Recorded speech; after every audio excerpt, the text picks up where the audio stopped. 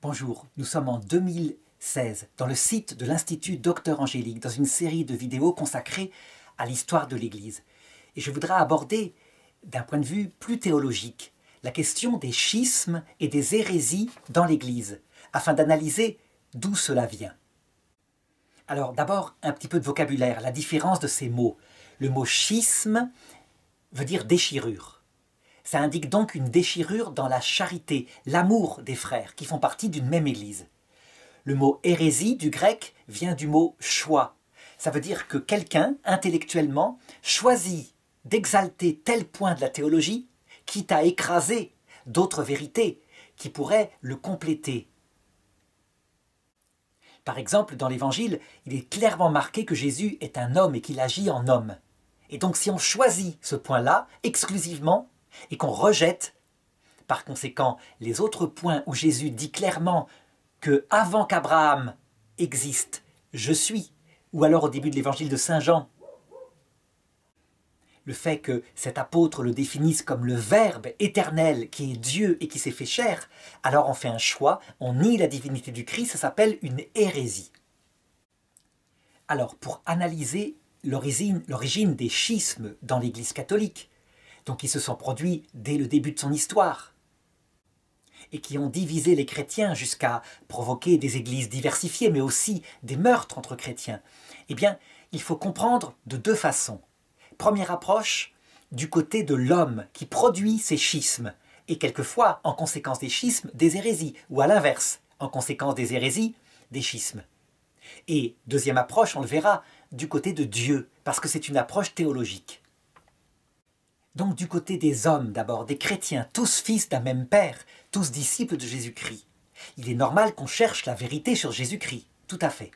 Mais le motif de la recherche de la vérité peut être véritablement de mieux aimer Dieu et de mieux aimer le prochain, ou au contraire, l'intention peut être de briller, d'être le meilleur théologien. Donc une intention liée à l'orgueil qui est au fond du cœur de l'homme. Lorsque la vérité est recherchée pour aimer, elle produit de l'unité. On discute entre amoureux du Christ, on essaye de se confronter, on débat, on respecte la personne de l'autre, on ne l'insulte pas tout de suite dès qu'il pense différemment de nous. Au contraire, quand c'est porté par l'orgueil, je crois qu'on a la racine véritablement de ce qui produit les schismes et que cette racine est présente dans le cœur de l'homme. En effet, si sa propre façon de briller est première. La première conséquence, c'est que l'amour de Dieu et l'amour du prochain seront secondaires. On ne peut pas servir soi-même et servir Dieu et le prochain à la fois. Donc, si l'humilité est atteinte en premier, alors, directement et comme conséquence, la charité est atteinte. Or, la charité, c'est ce qui fait le lien d'unité entre les chrétiens. Et donc, il se produit des schismes. Schismes entre individus, mais aussi schismes entre églises. Donc je dirais, ça vient toujours de l'orgueil. La conséquence, évidemment, dans ce cas-là, c'est que pour justifier son schisme, qu'on se sépare de son frère, qu'on considère comme n'étant plus disciple du Christ, eh bien, le meilleur motif, c'est un motif théologique. Donc un motif théologique qu'on va exalter en disant « on ne peut plus être avec lui, il est hérétique ». Et c'est comme ça que la vérité, la recherche de la vérité, lorsqu'elle est portée par l'orgueil, peut être cause, mais peut être aussi justification à la fin du schisme. Et on va le voir tout à l'heure par quelques exemples. Cependant, j'insiste, la recherche de la vérité elle-même ne conduit au schisme, à l'hérésie, que si elle est portée par l'orgueil qui abîme la charité. Alors, autre façon de regarder ces schismes, c'est du côté de Dieu. Et ça, c'est un regard que nous enseigne l'Ancien Testament dès le début. Ça veut dire par là, je veux dire par là que Dieu peut véritablement être volontairement la cause de schisme pour sauver l'homme d'un péché plus grave qui s'appelle l'orgueil. Et dès le début de la Bible, dans le livre de la Genèse, au chapitre 11, verset 9, on a l'explication de cela avec l'histoire de la tour de Babel. On voit les hommes qui sont peu nombreux sur terre et qui sont unis. Ils ont une seule langue, il y a une concorde totale, si bien qu'ils se mettent en commun et ils se mettent à fabriquer une tour qui doit atteindre le ciel, cette tour symbolisant l'orgueil. Alors Dieu qui voit ça dit divisons leur langage. Sinon, aucune de leurs entreprises ne leur sera impossible. Et c'est pourquoi ce lieu s'appela Babel. Babel, ça fait penser à donc des balbutiements. Parce que c'est là que Dieu confondit le langage des hommes et qu'ils ne se comprirent pas, donc ils se divisèrent. Alors, on peut se demander, mais pourquoi l'unité est tellement mieux? Ça a provoqué des guerres, cette action de Dieu. Ça ne peut pas venir de Dieu, ça doit venir du démon. Eh bien, on a dans l'Écriture un autre exemple presque plus clair de ce qui peut se passer quand Dieu est confronté à son royaume sur terre, donc ceux qui le servent, et qui sont tombés dans l'orgueil. C'est dans le premier livre des rois, chapitre 11, verset 11, et ça concerne un roi qui, dans sa jeunesse, était un sage extraordinaire, le fameux roi Salomon, au point que Dieu lui avait demandé « Préfères-tu la richesse et la gloire ?» Et il avait répondu « Je veux la sagesse, plus que tout. » Alors Dieu lui avait dit « Parce que tu demandes la sagesse, tu auras la sagesse et la richesse et la gloire. » Et puis il avait vieilli, il s'était aigri, il avait constaté que tout était vanité. Et à la fin, raconte la Bible, il était devenu un potentat avec 1000 femmes pour sa gloire. Et il adorait leur Dieu. Si bien qu'un jour, Dieu envoya auprès de lui un prophète et lui dit « Parce que tu as fait cela, alors je vais t'arracher 10 des tribus d'Israël. Mais par égard pour ton père David, qui m'avait servi, qui s'était repenti pour ses péchés, je ne le ferai pas de ton vivant, je le ferai après ta mort. Et c'est ton fils qui vivra cela. » Alors on peut dire que Salomon a dû se dire « Après moi le déluge ». Mais les conséquences est que Israël, royaume unifié, a été divisé effectivement juste après sa mort en 2 royaumes qui se sont parfois combattus, qui se sont parfois alliés. Ça voudrait donc dire que Dieu, ici encore, serait cause du schisme. Ce schisme dans un royaume terrestre, mais qui symbolisera la future Église, donc le royaume de Dieu sur terre. Eh bien la réponse est oui.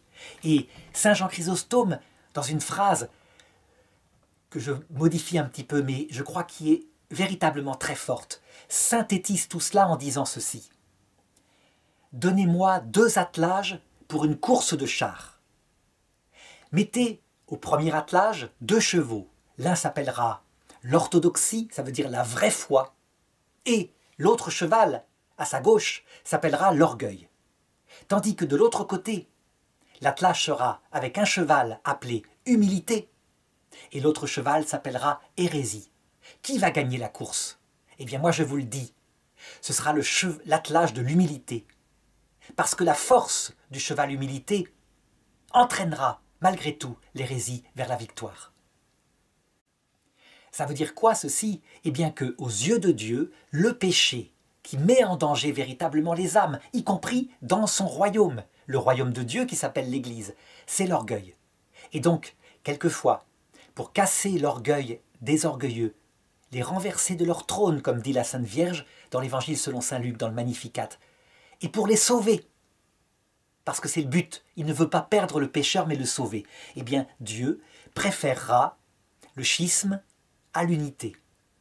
Et nous qui sommes sur terre, allons prier pour l'unité des chrétiens. Mais en fait, Dieu ne voudra le rétablissement de l'unité que si l'humilité revient partout. Sinon, l'unité elle-même sur terre devient source de perdition, parce que nous sommes sur terre comme sur la tour de Babel. Alors du coup, si on comprend bien ceci, je voudrais parler de 3 exemples de schisme qui ont eu lieu dans l'Église catholique. Premier exemple, en 1054, le schisme entre l'Église d'Occident et l'Église d'Orient.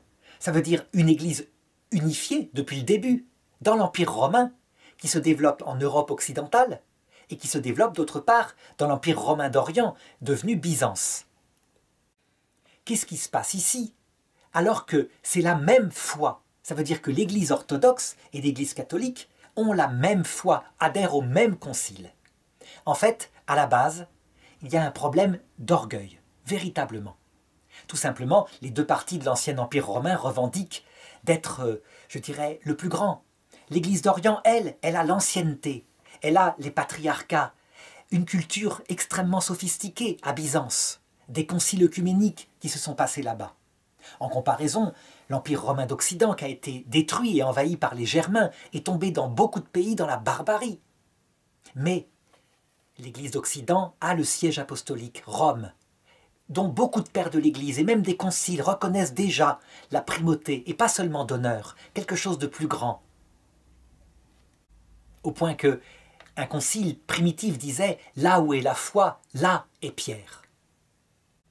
Pierre étant le nom du premier pape et de ses successeurs à Rome. Et voilà que, vers l'an 1000, l'Occident commence à s'affiner. Ça veut dire que le travail des moines a peu à peu évangélisé les barbares germains, les a fait sortir de leurs mœurs primitives. Charlemagne lui-même a essayé de se faire sacrer nouvel empereur de l'Occident, nouvel empereur romain. Le souvenir est là de ce qui était quelques siècles plus tôt. Donc on ne se comprend plus, ce sont deux mondes différents. Je dirais que, à la rigueur, même les vêtements sont source de division. Les prêtres de l'Orient sont barbus, les prêtres de l'Occident issus de Rome sont imberbes, sont rasés. Ça paraît idiot, mais ça a un rôle important. On est d'une sensibilité différente. Et puis, une étincelle va mettre le feu aux poudres. À savoir que, au temps de l'Empire Charlemagne, au temps de l'empereur Charlemagne, à partir de certains théologiens, en Occident, un pape qui pourtant s'y refuse au départ, puis son successeur, vont ajouter au credo de Nicée le fait que le Saint-Esprit procède du Père et du Fils. Filioque, Fils et du Fils. Ça paraît rien. Après tout, c'est tout à fait défendable en théologie, et les orthodoxes le reconnaissent. Le Saint-Esprit, n'est-ce pas l'amour réciproque entre le Père et le Fils? Donc, il procède d'une alliance. C'est quelque chose qui a des conséquences importantes en théologie. Mais ça n'a pas été défini par un concile œcuménique. À un moment donné, un pape le rajoute dans le credo. Et là, véritablement, l'incompréhension tourne en colère. Chacun a raison. Personne ne veut céder. Le pape de Rome, parce qu'il croit tout de même à ce charisme d'infaillibilité, et l'Orient à cause du manque de respect des autres patriarcats. Si bien qu'à un moment donné, Rome envoie un ambassadeur qui n'est pas du tout diplomate, qui rentre dans la basilique Sainte-Sophie, qui dépose sur l'autel, il est à cheval, une bulle d'excommunication. Aussitôt, le patriarche de Constantinople émet une excommunication de l'église de Rome. On essaye de requinquer, mais l'incompréhension est totale. Pour reprendre ce que je disais au début, qu'est-ce qui provoque ce schisme? C'est donc de l'orgueil, chacun est certain d'être le meilleur, l'Occident à cause du siège apostolique, l'Orient à cause de son ancienneté, de sa grande culture, des patriarcats du début de l'évangélisation. Du coup, fondé sur cet orgueil, on ne se comprend plus, on ne s'aime plus, la charité est atteinte, et le moindre prétexte divise. Seulement, cette division, pour qu'elle dure jusqu'à maintenant, donc depuis 1000 ans, il lui faut un prétexte. Et les prétextes seront les prétextes théologiques. On est quand même entre gens cultivés. Il faut donc que, théologiquement, on puisse justifier qu'on est séparé de l'autre. Il y a donc le filioque, et puis ensuite l'Église latine continue son cheminement avec l'infaillibilité pontificale et définit d'autres dogmes. Et parfois, certains dogmes qui sont crus en Orient par les fidèles, mais qui ne sont pas dans l'Écriture, comme l'Assomption, l'Immaculée Conception. Si bien que des tas de motifs sont mis en prétexte pour maintenir la division jusqu'à aujourd'hui. Ainsi, jusqu'à une époque très récente, chaque église traitait l'autre d'hérétique, et puis on s'était excommunié jusqu'à ce que le pape Paul VI, en 1968, lève l'excommunication, et réciproquement le patriarche Athénagoras. Si bien que maintenant, dans une démarche différente, on regarde humblement les fautes du passé, donc l'humilité doit être guérie en premier. Deuxièmement, on essaye de se parler, donc la charité est guérie en second. Et troisièmement, on discute théologie, parce que ce sont des prétextes, et en cherchant la vérité chez l'autre, on la trouve, évidemment. Du coup, fondée sur l'humilité et la charité, l'Église latine peut être elle-même, l'Église orthodoxe aussi, et l'œcuménisme consiste à dire de la part de l'Église latine, on acceptera tout, vos rites différents, on acceptera vos patriarcats, vos manières d'avoir des prêtres mariés, tout. La seule chose qu'on vous demande, c'est évidemment d'adhérer pleinement à tout ce qui a été défini infailliblement par les conciles occidentaux, donc ce qui relève de la doctrine de la foi. Et le fait de dire une chose comme ça, qui aurait paru une arrogance totale il y a 1000 ans, quand c'est dit avec humilité, eh bien, c'est reçu comme une exigence normale, et on y réfléchit. Deuxième exemple de schisme qui, cette fois, heureusement, ne sera pas durable parce que il n'y a pas eu d'hérésie pour se justifier. C'est le grand schisme d'Occident qui a eu lieu de 1378 à 1417. Alors, tout part des histoires, je dirais, terribles, politiques de Rome. Rome, c'est une ville séditieuse, avec des familles qui veulent prendre le pouvoir. C'est tellement impossible d'être pape là-bas qu'à un moment donné, les papes décident de partir vers Avignon. C'est quand même plus tranquille. Et après tout, là où est Pierre, là est le siège apostolique. Et puis, dans leur bonne volonté, des saints, comme sainte Catherine de Sienne, supplient le pape de retourner vers Rome. Et il y en a un qui finit par céder. Il arrive à Rome, il y meurt, arrive l'élection suivante. Et là, sous la pression des familles romaines, un homme est élu pape qui se révèle être un tyran. Ça veut dire que ceux qui ne sont pas de son parti, il va commencer à les persécuter. La plupart des cardinaux s'enfuient, retournent en Avignon, et là décident d'élire un autre pape. On a donc deux papes. Quand on regarde le droit canonique, le premier pape élu sous la pression de la foule romaine, évidemment, n'est pas légitime. Il n'y a pas les conditions de liberté d'un conclave, comme ça se passe actuellement. Et le pape d'Avignon serait le vrai pape. Et donc chacun revendique. Et ce schisme va durer, durer, durer. Les successeurs et les successeurs sont élus. Il y a dans chaque parti, dans chaque pape, des saints canonisés. Catherine de Sienne du côté de Rome, Saint Vincent Ferrier du côté d'Avignon. Et surtout, on constate que ces deux papes, en conflit, en schisme, donc liés à la charité, sont revêtus du charisme d'infaillibilité. Ils ne sortiront pas une seule bêtise théologique. Est-ce que ça veut dire que, justement, parce qu'ils étaient papes et que l'Esprit Saint lui-même s'y perdait, ne savait pas qui était le vrai pape, le charisme promis à Pierre, tu confirmeras tes frères dans la foi et j'ai prié pour que ta foi ne défaille pas, a évité qu'on trouve un prétexte théologique pour faire durer jusqu'à maintenant le schisme. Toujours est-il qu'à un moment donné se réunit une assemblée qui oblige un concile à déposer les deux papes et à en élire un troisième. Le problème, c'est que les trois décident de rester. Donc ça tourne en n'importe quoi. Finalement, ce sera pris en main par les hommes politiques de l'époque et un pape, prédécesseur du pape François actuel, sera mis sur le trône de Pierre tandis que les autres seront marginalisés, parfois avec des honneurs. Il y en a un qui ne cédera pas, qui jusqu'à sa mort maintiendra qu'il est pape. Il y aura un successeur, mais ils seront de plus en plus isolés, jusqu'à la disparition de leur succession apostolique au XXe siècle. En tout cas, cette histoire manifeste que l'orgueil est dans l'Église. Non pas que l'Église, comme sainte, portée par l'Esprit Saint, est orgueilleuse, mais parce que les hommes sont orgueilleux, ce qui est bien normal. La chrétienté d'Occident est magnifique. Son ère de gloire, elle date du XIIe siècle, les cathédrales, XIIIe siècle, les sommes de théologie, etc. On peut dire que la puissance d'unité a donné une tour de Babel merveilleuse, mais une tour de Babel au service de Dieu, qui insensiblement, parce que les hommes sont hommes, devient au service d'une civilisation dont on est fier. L'orgueil est donc là, la racine est là. Et donc 100 ans après la fin de ce grand schisme d'Occident, qui se termine en 1417, 100 ans après, en 1517, il va se produire le nouveau grand schisme d'Occident, mais cette fois durable, parce que accompagné de l'hérésie, du choix. Donc regardons ce qui se passe en Allemagne. C'est l'époque de Martin Luther.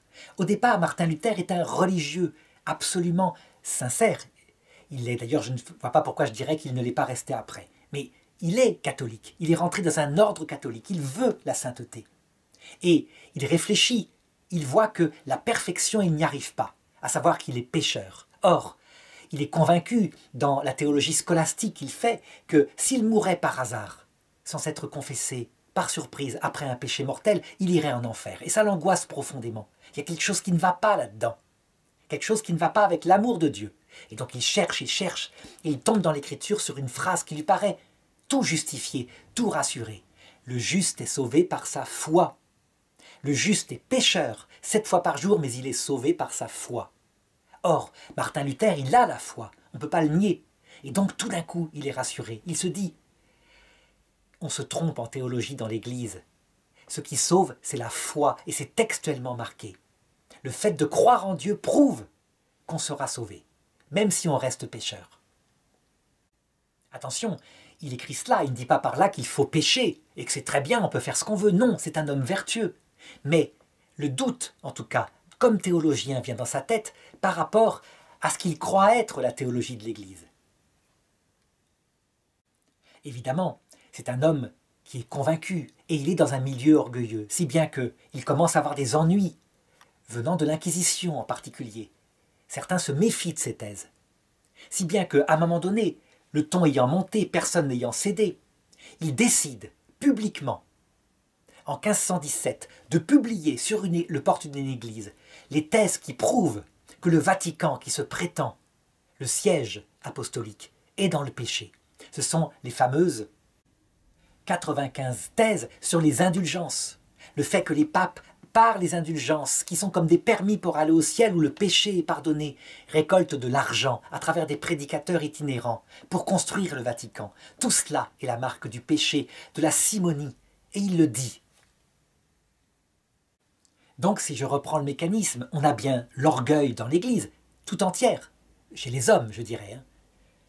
Du coup, la charité n'existe plus, c'est la méfiance, mais ça vient aussi bien du côté des latins que du côté de celui qui résiste à l'inquisition latine. Et enfin, pour justifier de manière noble la séparation, eh bien, la théologie, la vérité qui est manifestée et qui est différente de l'autre vérité. Alors, est-ce qu'on peut dire que, puisque ça vient de l'homme, est-ce qu'on peut dire que, comme dans les cas que cités, ça vient aussi de Dieu? Eh bien, je répondrai oui. L'histoire de Salomon que j'ai racontée au début de cette vidéo est tout à fait applicable ici. L'Église latine du côté du siège apostolique est en pleine renaissance. Ce sont des papes érudits, qui sont esthètes, qui font de l'art, qui font de l'astrologie, qui s'occupent énormément de construire des bâtiments, et pas tellement de leur rôle de pape. Il y a une décadence, c'est très clair. Si bien que, en perdant la moitié de l'Europe du Nord et de l'Ouest, on peut dire que l'Église catholique va être contrainte de se réformer.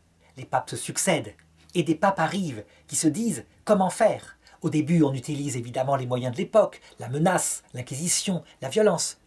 Et puis, à un moment donné, on se dit qu'il faut une réforme intérieure, spirituelle, mais aussi théologique, pour préciser les points que soulève Martin Luther. C'est le fameux Concile de Trente. Du coup, l'Église catholique précise bien que les thèses de Martin Luther sont des hérésies, des choix, que par exemple le salut par la foi seule, ce n'est pas valable. La foi, elle sauve en ce sens qu'elle permet la charité. C'est l'amour de Dieu et du prochain qui sauve. Donc l'Église reprend des textes pour le montrer, de même que s'appuyer sur l'écriture seule. Ce n'est pas scripturaire, puisque saint Paul dit sans arrêt « Gardez bien les traditions orales ». Et que Jésus dit « Je vous enverrai l'Esprit Saint, qui vous rappellera tout ce que je vous ai dit ». Donc chacun se définit, mais à l'époque, chacun se durcit dans ses positions. La charité n'est pas revenue, l'humilité non plus. Si bien qu'il y aura les guerres de religion, et ces guerres de religion saliront définitivement, ou pour longtemps en tout cas, les chrétiens, protestants comme catholiques, chacun faisant des pamphlets pour accuser de l'autre de crimes pires que les siens. Ça durera des siècles, et les deux royaumes, Israël et Juda, comme à l'époque du roi Salomon, rivaliseront aussi pour évangéliser, selon leur foi personnelle, si bien que l'évangile se répandra dans le monde entier, en particulier au XIXe siècle. On peut dire que le travail sur l'humilité viendra aussi par la ruine dans ces chrétientés. Ruine due sans doute à d'autres choses que ces chrétientés, mais aussi la maturation qu'elles ont apportée à ces peuples. On peut dire que tous les antichrists, c'est-à-dire les idéologies les plus terribles, comme le capitalisme pur, le communisme, le nazisme, le nationalisme exalté, l'hédonisme, toutes les idéologies sont nées en Europe occidentale. Une chrétienté en fin de course, avec des valeurs chrétiennes qui deviennent folles parce qu'on fait des choix, mais cette fois sans Dieu. Si bien que, à la fin du XXe siècle, l'Église catholique comme l'Église protestante, stupéfaite de ce qui a été vécu par des peuples qu'elle croyait évangéliser depuis si longtemps, accepteront ces deux églises de marcher ensemble vers l'humilité, de se parler, donc de faire des actes de charité. C'est ce qu'on appelle l'œcuménisme. Humilité, on écoute la foi de l'autre, Ah, au départ, il y aura des dérives. On écoute la foi de l'autre, puis on veut tellement aimer l'autre qu'on renonce à sa foi. Non, non. On écoute la foi de l'autre en conscience, en défendant sa vérité. Mais on s'aime, on dialogue.